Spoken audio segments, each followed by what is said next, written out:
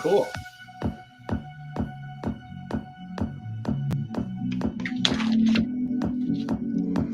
I'll leave us on camera so if people want to hear us talking, they can hear us talking.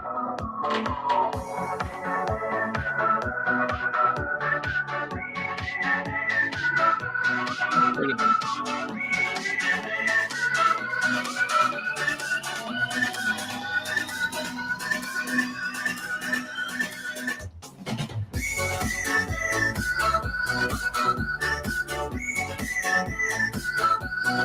So we are live right now and people can hear us. We have half an hour, right? What? 30 minutes, right?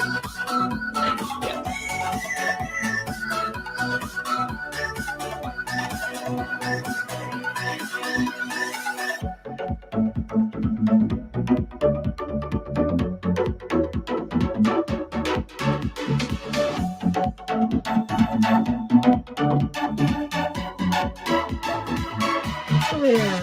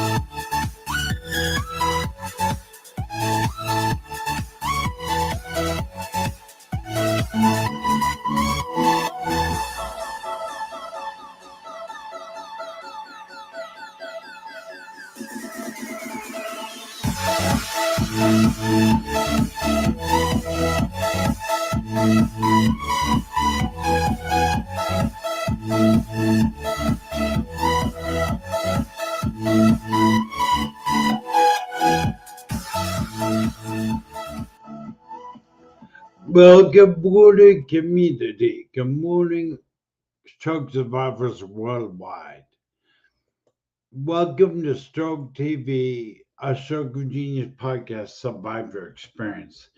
I have got a real special guest for you, a man I've known for years, and I'm really excited to help him bring attention to what he's been doing. His name is Dr. Broussard. He is a man that not only knows what it's like to help aphasia. He had a stroke.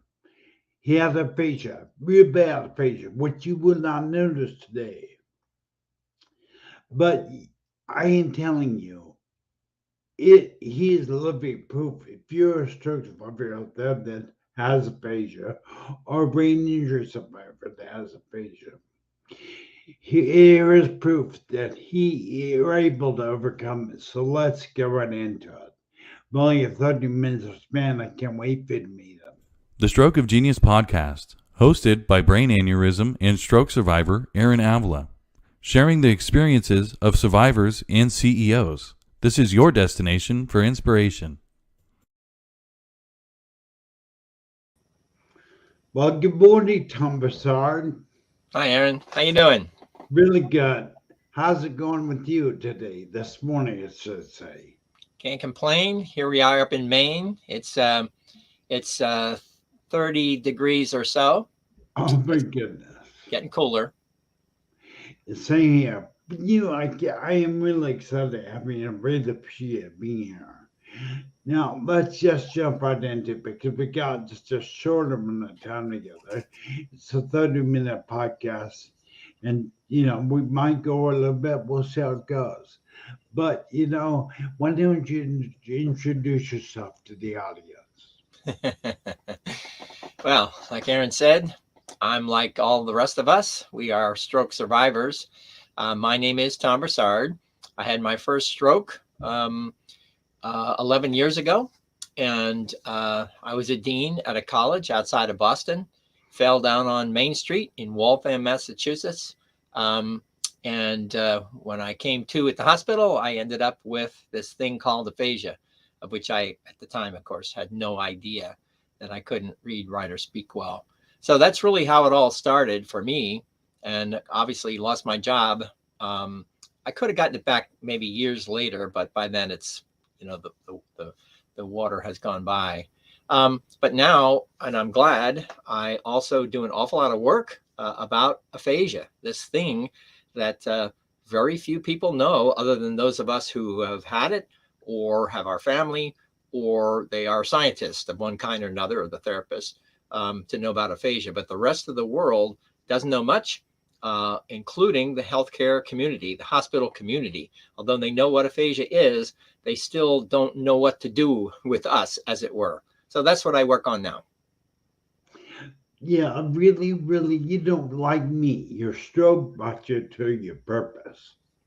Your purpose here is to raise aphasia awareness and bring not just awareness, but to bring an answer to actually using neuroplasticity of the brain, which we will talk about.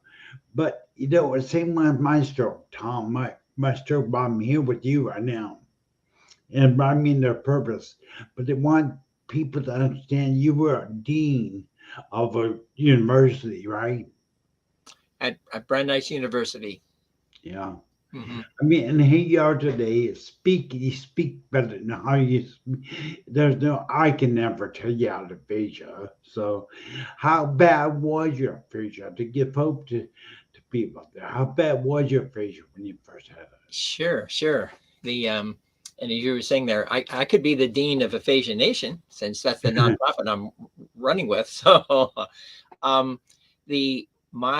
it's fair to say that my stroke was relatively mild, because I know lots and lots of my friends who start out mute and then get better going forward. But it all depends on how old you are, where it hits in the head, and whether you get to the right drugs in time. And I did get that drug within 3 hours, because my right side was paralyzed and I couldn't see from the right side. But the drug took care of that. So I woke up on 2 days later. The stroke was on a Monday. I woke up on Wednesday. I didn't know what had happened, so I really didn't understand that I was able to walk around, which I did. And they had me stay there for a few more days. They a therapist came and told me I had aphasia, but unfortunately, people like you and me, we don't know what we don't know. So my brain was obviously rattled. So I didn't know what I didn't know what that word meant. And when I left the hospital, I still didn't know what that meant. But not, even if they did tell me, which I know that their therapist told me that, I still couldn't understand what she was telling me. And that took a long time for me to figure that out.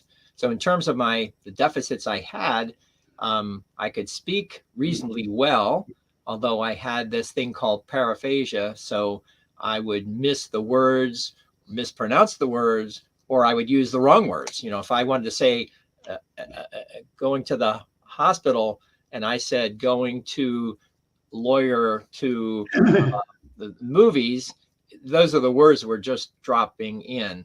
The worst thing with me, though, was my writing.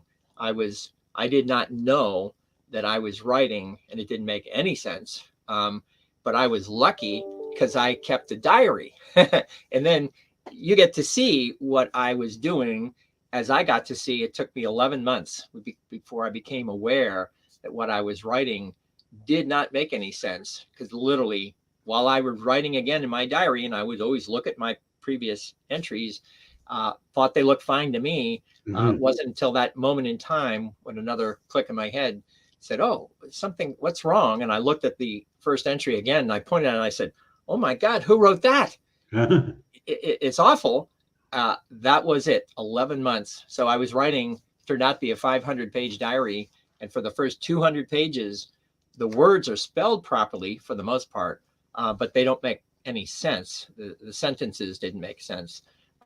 So that was the worst part, was the writing component. Now, did you write several books of the aphasia diaries and started something to do with that? Tell me about, oh yeah, I definitely one sure. But tell me about those books you wrote. Sure.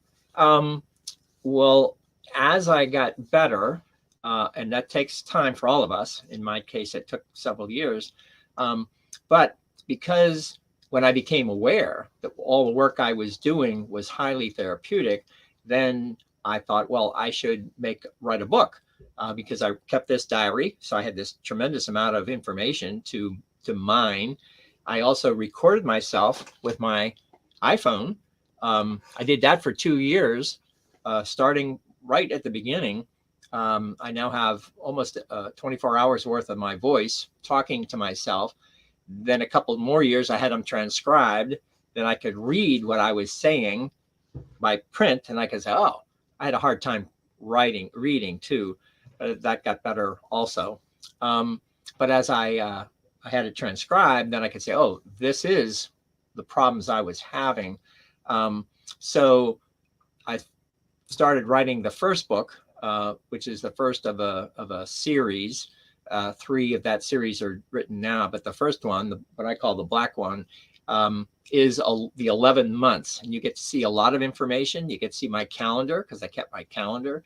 And you get to see lots of the facsimile of my diary pages. And then my explanation on the side of what it was I was trying to say. Because even though I wrote with words, I also wrote with graphs, charts, and metaphorical drawings that do make a lot of sense. So even if you were to look at that in my first book, you go, oh, that's what Tom was thinking. You see the words I wrote with it, you go, I have no idea what Tom was thinking. And I thought it looked fine too. But because I saved all that evidence, then I had that opportunity to not just explain, to actually show what I had done, not knowing 2 things. One, that I saved the evidence so I could tell that I was improving, even though I wasn't aware that I was improving. And 2 was that what I was doing, the activity itself of reading, writing, speaking, is highly therapeutic. And that is how I got better, with thousands of hours of work, not realizing that all that quote work happened to be therapeutic. And that is how I got better. So I happened to save it, and I wrote the first 3 books. This is number 2. It's called The All About the Doing. Number 3 is basically the stories, what I call the blue one. I'll show it to you just so you can see it. I got a gold award in Florida. And then I started writing more books that more people can better use, starting with the ABCs of aphasia, which every single person with stroke and aphasia should get this at the hospital, because otherwise the hospital will not tell you. They won't tell you, and the family won't know it. You can't give them a piece of paper, go online, find out what aphasia is. This happens to have everything you need. So I wrote this for that during the aphasia, during the COVID time. Then I wrote this one, also provides you with the information in words you can understand about plasticity, how it is that all of us get better, not like we're going to become perfect, but anything we do gets better today than yesterday, and will get better tomorrow than today if you continue to do these activities, which is really the activities of normal life, of reading, writing, and speaking, that converts that into new brain matter. Wow. Now, Tom, we got a dear sister of mine out there. Her name is Sherry Patterson, and she says hi to us. Hey, Sherry. And she's got aphasia, and she has aphasia. And what I want to draw people's attention to that may not, there are 2 things actually that I find just amazing, is that the neuroplasticity is key. You cannot have healing without neuroplasticity. So if you could take a minute, and what is neuroplasticity? You speak of it. What is it? Sure. Well, this neuroplasticity, or brain plasticity, happens to have this particular, I'll call it a skill, but it happens to be the nature of how the brain works. So if you stimulate the brain, and I don't mean you stimulate them by hitting, you stimulate them when you listen to something new, write something new, exposed to something new, novel. That's where the stimulation comes from. It comes through the senses of reading, writing, and speaking, what you can hear, what you can feel. And as that comes in, the more stimulation you get on the inside, that particular, this facility that the brain has, is it has a cell, and this looks sort of like a cell. You lost all those cells. We all lost millions and millions of cells.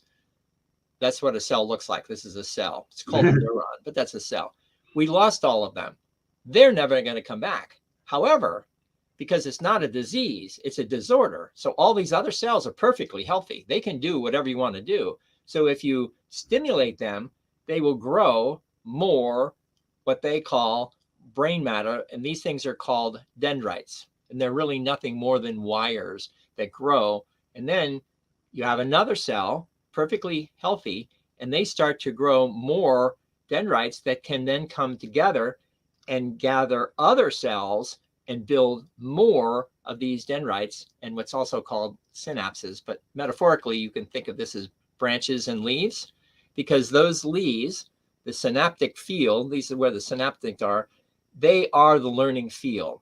So it doesn't really matter, although it does matter, that all these cells here grow these branches and leaves, but because they have this capacity to grow more of them, you have to rewire the brain with new wires that go up here to the learning field. So that's what plasticity does. More stimulation, more growth, more learning. Wow. That is, I know Sherry's going to be excited to hear that, because I know there are 2 things, Tom. I think over the years I've been observing the stroke community. two things that really tug at my heart. One, young stroke survivors in their 20s and super young children, babies, just would bring tears to my eyes. Two, aphasia. I found aphasia so terrible for a person to go through part of stroke. And then I met you and I said, hey, there's hope. There's hope for those people. And I know Sherry's gonna be is so excited to have you here. But you just something and I think everybody stroke survivor also needs to know this neuroplasticity, this rewiring of the brain, although it is key and essential for aphasia recovery. It applies to anything that you learn, if any stroke deficit you have, neuroplasticity applies, correct? So I just want you to know there's hope. Don't let any debilitate you, because I tell them I've had my doctor, my personal doctor, tell me, well, if I tell I've got as good as I'm going to get. Now, for the understand, there is no time limit to neuroplasticity, correct? It goes on their whole lifetime. Right. Yeah. You cannot not learn. And that's the way plasticity works. For all those people who say we've reached some kind of plateau, that just isn't the case, because the brain doesn't work like that. You can go very slowly, such that some people would say, oh, he's never going to get much better. He will get better, although it does take a long, long time. And I know that it takes so long that you continue to appear to look just as with the same deficits you had a year before, but that's not true. It doesn't stay the same. It does get better going forward. And all of us who know people, and I've met people that I knew, all of us knew each other earlier, and then we know each other going forward, who are mute, and then 20 words, and then a couple months, 400 words, and then a couple months, 1,000 words. And after that, we started keeping track, because this one person in particular had gone from mute to now married, college, 3 kids. Yes, and it took her 25 years, but you wouldn't necessarily know that she had aphasia, given how severe it was at the beginning. So, yeah, it is amazing how the brain is incredibly powerful. And I really wish, one of the things that we wish we could do is start to tell the normal, healthy people, meaning us, in school, in elementary school, just like photosynthesis, where you're converting light into green leaves, we should be telling the whole world that we convert the stimulation, right? We convert thought, might as well be sunlight, into new brain matter. So when it comes to healthy people, we learn every day. That is what plasticity is doing. So if you don't like writing, well, you won't get so much into your body. You won't learn as much. So it's all about learning, which means it's all about the stimulation, which means it's all about the plasticity that most of us, when we were younger, we don't know what that is, yet we have it inside of us. Yeah, I definitely want to be, Tom and I are going to be collaborating, because I'm in agreement. There's a project that Stroke TV Media has started. It's called Bridging the Gap Project, Tom. And you don't know about it, because I don't know if you and I've talked about it. But I want to get something to where caregiver, anybody waiting in an emergency room, a stroke survivor coming out, they basically kick it to the curb and say good luck. And like you just said, none of your caregivers, none of your people around you really understand what is happening to you. And aphasia and other deficits can be addressed, and I was one of those people that was mute. I was mute for 2 or 3 months after my stroke. So I'm proof that you can recover, that there is, and it takes time. My family gets frustrated with me, because I've been a stroke survivor now for 12 years. I haven't walked.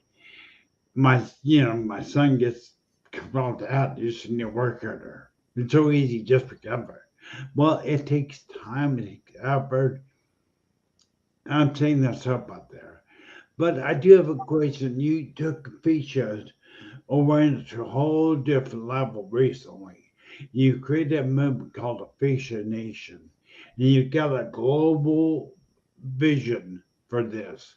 Could you please explain what Aphasia Nation is and what you plan to do with it? Sure. Thank you. Aphasia Nation, what I sort of began to figure out is why the world is so unaware about aphasia. We all know that, you and I know that. We've been figuring this out for a long time, but I wanted to know why that's the case. And at least one of the things I found out is that the hospital community, healthcare community, knows what aphasia is, but for lots of reasons, really starts in World War II, the infrastructure of the healthcare community, for whatever reason, never started with there's 5 disability factors, and one that doesn't exist is communication. Communication is not a deficit that appears anywhere all the way at the top to the CDCs here in the United States. So for whatever reason, after World War II, after the shell shocking, after what we now call Ph.D., what we now understand a lot more about concussions and brain injuries, now we're sort of catching up. But the underlying infrastructure of the healthcare community does not include communication disorders. So that means aphasia doesn't appear in their lexicon. It's not in their dictionary of things. So the hospital, as hard as they work, and they do a very good job, so I'm not blaming the hospitals, but it is the system that they run that is part of the problem, because they work so hard to get us stabilized and out the door as fast as possible, because sadly, there's a lot more people with strokes coming in the front door. So that's what they do. But unfortunately, when they get them out the door, they either go to other inpatient facilities. That means they're more severe, these people. And that's about a third. The other 2/3 go home, where you wait until you get an opportunity to go to rehab, right? Well, unfortunately, it takes a couple of months. When you're discharged, you go home, and then if you're lucky, it does take months to get to rehab, right? It took me a month. Others takes many, many months. Unfortunately, now you're at home. You don't know anything about this thing that you have. You have no idea what aphasia is, and nobody ever told you, even though they did. But they also know that when they say something, we don't really understand what's been said to us. So what I realized is hospitals do not talk about aphasia. They won't use that word unless you're a speech language pathologist. They will talk about aphasia, but the nurses won't talk about it. The doctors won't talk about it. They will say, it's okay. You're going to leave here and you're going to rehab. They'll tell you about it. Unfortunately, even their own hospital's website, you cannot have, the aphasia isn't there. Now, some have a little bit of information, but I have lots of hospitals where if you put in aphasia in their search box, it'll come out and say, sorry, we don't know what that is. How can that possibly be? Because, 30 to 40% of people with stroke who are discharged have aphasia. So they are now home alone with no idea. Other than, and I know exactly what they gave me, so because I have the evidence, I got a one piece of paper when discharged that they had actually printed from another hospital and gave it to me and said, here's a list of these diseases and disorders, and aphasia was one line. That can't be. This is why, and I tell them all the time, and people say, oh, you're trying to make money, Broussard. Yeah, I haven't made a dime. So, because I donate these things, every hospital needs to have this when they are, at least get it right away or get it at discharge.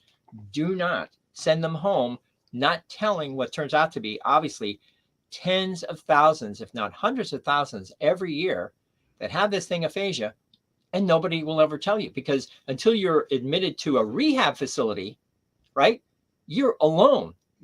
You have no idea. Again, that is what Aphasia Nation is doing. We are collecting a database of the 2,500 or so stroke-centered hospitals in the country. We're going to access them all, meaning that means starting with their websites, go to every website. Oh, nothing. Sometimes I have a little bit of information. Sometimes there'll be articles about Bruce Willis or John Fetterman.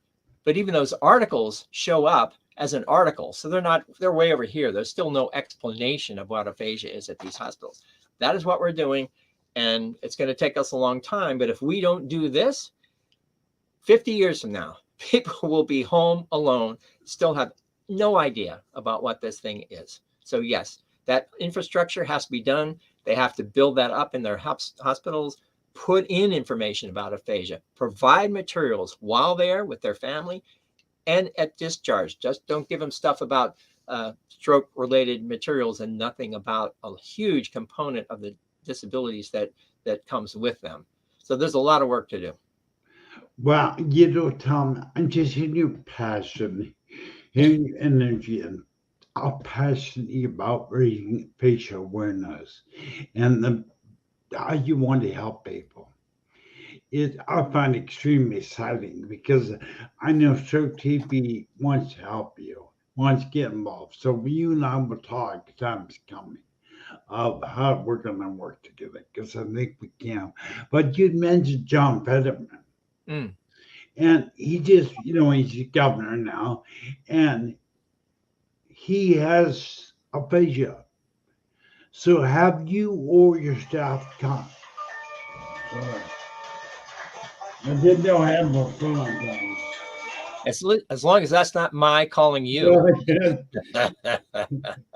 Let's put it down. My turn off. I didn't know how to my password. Sorry about that. Well, pretty obvious we're a lot of time now alive. But, John Fetterman, have you or your staff reached out to John Fetterman to help him? Yeah. When he had his stroke back in May, I sent him a copy of the ABCs of aphasia. And I sent a nice letter with him.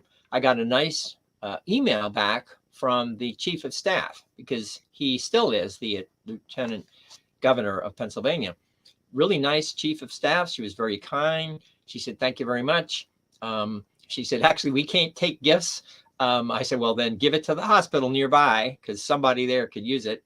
And I gave her more information, gave her a couple more articles. And since then, we've been in really good contact. And then recently with more of the political stuff and the debate that he had, I gave more information to the chief of staff, and she said, "Yes, we're very interested in learning more from you, and everything you're giving me, I'm giving over to John Fetterman's staff." So yes, I'm hopeful. Hopeful that once he's a senator, after he's sworn in January, I really do hope that I'll still be in contact and ask him if there isn't something he can help us with in terms of understanding much more about aphasia. So that would be one more thing that we're working on for sure. Well, that's pretty exciting. Talking about someone in the public eye you can get promoting awareness for you. It's amazing. And now you give me an idea, start TV, because we'll talk about that. But Tom, we're believing we're down the end of the show. But yeah, I wanted to leave the show with I need you to give something tangible. Sherry Patterson out there has acute aphasia. And there are many others that have aphasia. What can you tell them they could do starting today that could start impacting their improvement of aphasia to get rid of it? Yeah, I know. The silver bullet, right? Yeah. Especially Sherry and others. Most of you do know already what the various things that you're already working on for sure.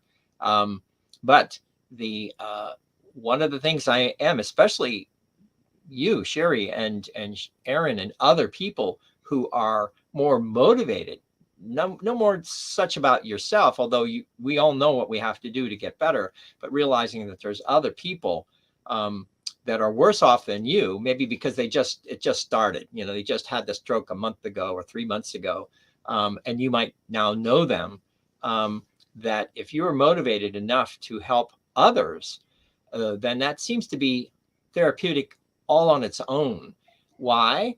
Because the stimulation that you are providing, which is how plasticity works, a lot of that is the motivation that comes as the stimulation, right? So the stimulation that you provide yourself helps you, and then you begin to realize that, oh, if I can talk these new people, basically what we call newbies, right? If they're just a year or two, that's a newbie. A lot of people after a month or two, their family come to see me and say, well, what can he do tomorrow to get better? I said, how old is he? 3 months.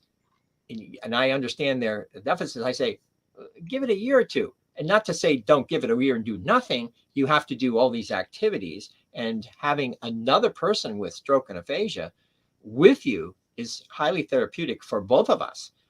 So a lot of work I do is with other people with stroke and aphasia, not unlike even Aaron. Just having this conversation means we are, quote, both learning from each other. And if you're, and that's if you're healthy. If you're not healthy, you have a stroke and aphasia, then you say, well, we don't talk about learning. We talk about that improving, right? It's the same thing. It's the same plasticity that works. So I would say, as you continue to learn more about plasticity and what it is that stimulates the brain, do it for yourself. And even more than that, like Aaron is doing, do it with other people, because what you are doing helps other people in larger numbers through Aaron's stroke TV show, helps other people who haven't yet learned about all of this. Then you can be part of that educational force going forward.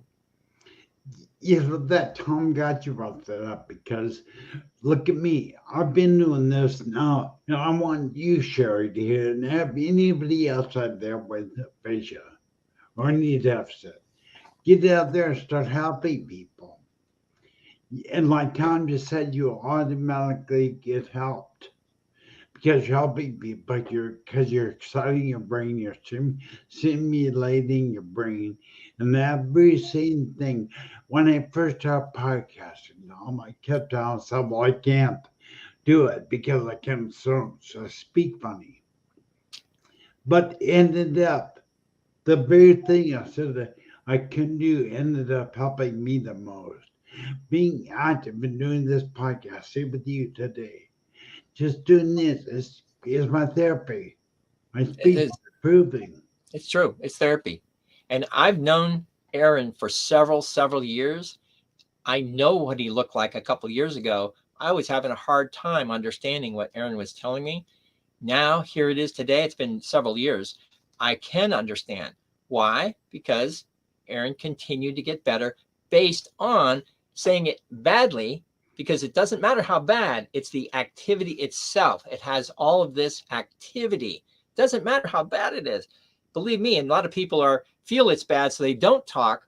Well, you have to get over that. That's part of the motivation you can help other people with, because you just have to say it bad over and over, because the brain is incredibly powerful. It will notice where those deficits are, it'll shave them off. That's why they call sculpting the brain, because that's what it's doing. Because you're making these mistakes, the brain can take in that feedback and to say, oh, why don't I get rid of a few of these cells, put in some more cell appendages here, and you become more and more and more tight with that network, such that, and more powerful, such that now Aaron, again, using a great example, does get better along the way, does learn, gets better with the therapy that he does every day going forward. Boy, that's exciting, Tom. I mean, I think we're going to end the show there, but there's hope. If you're out there, you suffer a stroke and it's aphasia, you have aphasia, there's hope. Sherry, hear me, sister. Yep, there's hope, but you're going to need to buy Tom's books. which I put the links in the video description. I encourage anybody in the aphasia, buy Tom's books, go to aphasianation.org and visit the website. I also put the link to his website in the description of this video. So please use it. Tom, I can't thank you enough for being here. I love you. I love your work. I most You too. respect your work, but thank you so much. I appreciate being here. Thank you very much. All right. Bye, Tom. Nice to see you. Say hi, everybody. All right. Bye. Set me on fire.